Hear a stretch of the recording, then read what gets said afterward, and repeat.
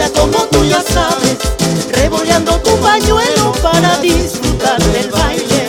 Baila morenita, tú no te puedes perder esta bonita chilena que le dedico al maguey.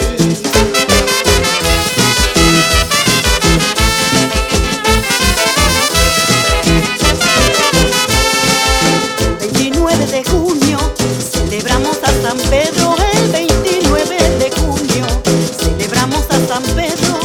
Mucha gente nos visita en la fiesta de mi pueblo.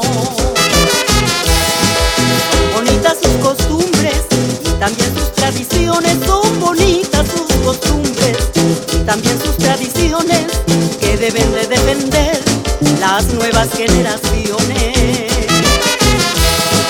Baila morenita, baila como tú ya sabes, revoleando tu pañuelo para disfrutar del baile. Baila morenita, tú no te puedes perder esta bonita chilena que le dedico al maguey.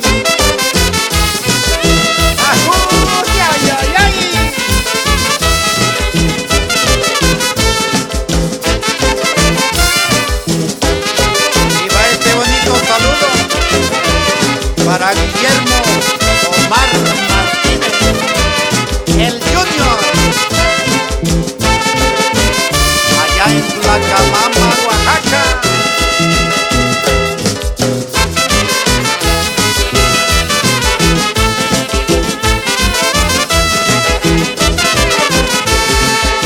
Y baila mi chilena, demostrando tu saber.